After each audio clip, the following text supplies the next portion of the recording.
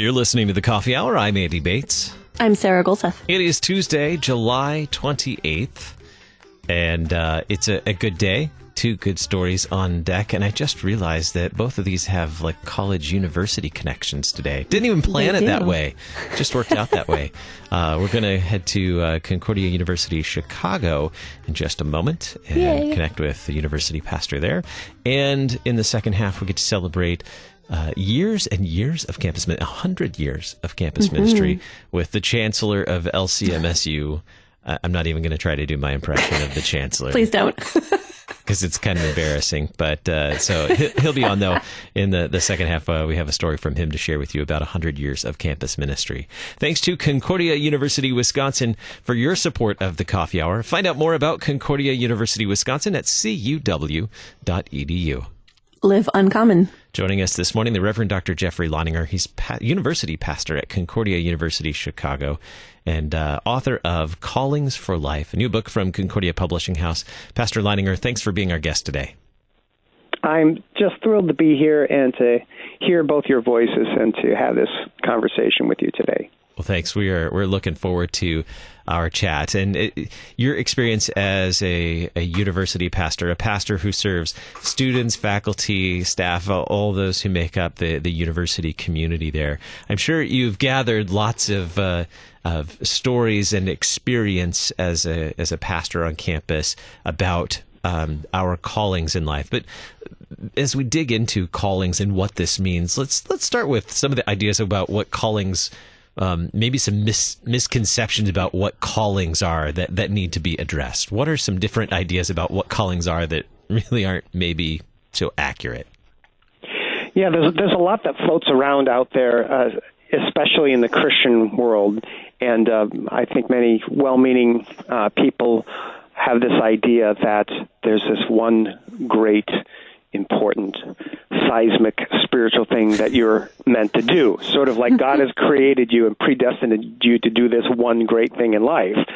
And the idea is that you're supposed to sort of figure this out when you get to college. And it's a difficult and sometimes dangerous myth, because when we think about the theology of vocation from our Lutheran heritage, we know that our callings are plural. That's why I like to use the word callings. We know that most of them are happening right now. They're present. They happen in the mundane stuff, not the extraordinary stuff. They happen in the everyday life here on this planet, and most of them are given to us by God. We don't actually go out and choose or self-select our great callings in life. So there, I just gave you the outline of my book, and no, nobody needs to buy it or anything. Well, I don't know. Now I actually want to read. I'm reading through some of the sample that's available on CPH, and I'm like 2 pages in, and it's super interesting already. So, what are some of the other words that we use to describe our callings? You mentioned vocation. Is that in the same category as callings? Yeah, the word vocation comes from Latin vocatio, and it's such a wonderful part of our theology that Martin Luther, when he sort of recovered or rediscovered the gospel for the church, he also recovered this idea of the theology of vocation. The word vocatio was assigned pretty much primarily to those that were in what we might consider church work. So it would have been priests, monks, and nuns, that they were the ones in the late medieval world that were the only ones that were considered to have a calling. And other people had stuff to do, but what the word vocation or vocatio was not applied to them. So Martin Luther takes this term and it applies it to all the good and godly work that we do in the different structures of society that God has given. And I think that's it was a sort of a revolutionary concept, or certainly a very powerful concept at the time. And we've kind of lost that a little bit because we've taken that term vocation and we've applied it simply to your job, your employment. And I think we have to reopen that up and think about the many different responsibilities that God gives us, the different relationships that we have, the different tasks that we have, the different places that He has placed us in order to really understand that God is at work through us in these different ways. I like the phrase you used just a little bit ago. We have things to do. That would be a great title for a book, too, right? On colleagues. Things to do. Probably wouldn't really reach nearly as many people. It sounds like a to-do list, though. I don't know about that. Exactly. No one would read it. I have things to do. Why do we have callings? Why do we have these vocations, these callings? Well, it starts with our baptismal calling, that because we have been redeemed by Christ, and that in the waters of baptism we have been made new creatures, and new creatures do new things. And as the word responsibility, I mean, literally, it comes from a response, and it is a response to the great message of our free salvation given to us by grace through faith. It is that these new creatures are doing new things, and the works that we do, we don't do for ourselves, and we don't do them for God. What does God need our good works for? But we do them for our neighbor who is in need. And so when Martin Luther helped recover this concept for the church, he really saw that our lives, we are to get busy in the life of this world, that our callings are not out of this world. They're not removed from this world. We're not to ascend to a higher plane of existence. We're not to just be removed from this world, but rather it is in the world, in the muck and mire of matter, of the matters and the matter of this world, where our callings are to be found. A theme that is coming through is that our vocations aren't for ourselves. These vocations exist in the space of community, in the space to be in relationship with the people that God has put in our lives around us. Certainly, yeah, they're not for us in the sense that they don't earn our salvation, and I think that the best servants, and we all fall short of this, of course, and that's why we always return back to the message of the gospel. But the best servants are sort of, in a sense, they're kind of lost. It's like your left hand doesn't know what your right hand is doing, and those are kind of the best.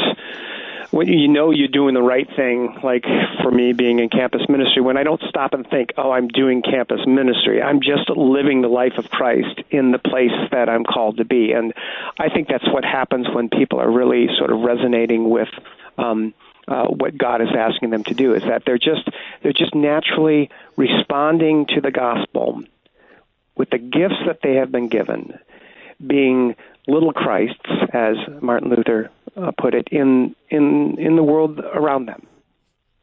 So then how is understanding these callings even more important now than maybe it has been? It's certainly a topic that's really important now. I think about all the things that are happening in our society, and of course we've been battling this unseen enemy, this COVID virus, and I think it will be very easy for people to stop and say, well, when this is over, then I'm going to start serving God. And this happens a bit with young people as they work on a college campus. It's always future driven, like I'm going to figure out my calling, and then I'm going to go do it someday, and it's going to be great. And I think, especially as we're battling this pandemic worldwide, we're in this sort of unsettled pause in our lives, and it would be very easy to just be so future driven and to have this mentality that, well, when this is over, then I'm going to serve God. I mean, the reality is that we have things to do right now, and that God has blessed us right now, whether we're home from work, whether we're working from home, whether we're confined to a place. I like to talk about the faces, the places, and the spaces.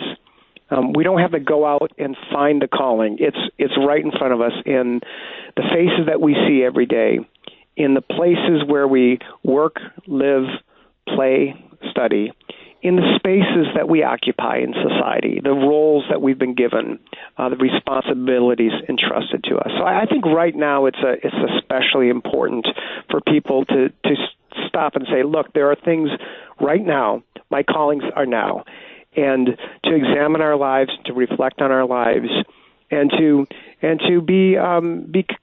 be intentional about reaching out to those that we see in front of us today with the love of Christ. And your book does that. It helps us walk through and examine our lives. Callings for Life from Concordia Publishing House. Give us a quick overview of this book, particularly the format of this book and how it might be useful for us in that process. Yeah, I'm really happy with the way this turned out, and I never sort of set out to write a book, but had some nice conversations with Concordia Publishing House, and they've been really incredibly wonderful to work with. And I think the way it's set up is it's set up for a congregational study or a book club, perfect for a book club or sort of a small group. It's 5 easy chapters. It's not an academic book in the sense that it's, above people's heads or anything. It's very practical.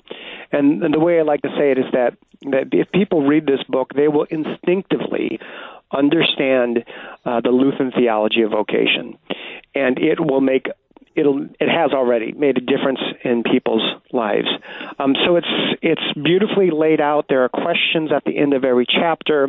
It's illustrated with quotes from hymns and church fathers and scriptural texts and Luther quotes. So it's just really perfect for that kind of congregational study. I would also say just for any age. I work on a college campus, and so some of the illustrations are poignant to that experience, but it's really broadly applicable to the life of the church. The Reverend Dr. Jeffrey Leininger, University Pastor, Concordia University, Chicago, and author of Callings for Life, new book from Concordia Publishing House. Pastor Leininger, thanks so much for being our guest on the Coffee Hour today. I really enjoyed this, and I hope we can chat again sometime soon. That would be fantastic. Coming up in just a moment, we have the chance to chat with Pastor Zill. We'll share that with you here in just a little bit about 100 years of campus ministry. You're listening to the Coffee Hour. I'm Andy Bates. I'm Sarah Golseth.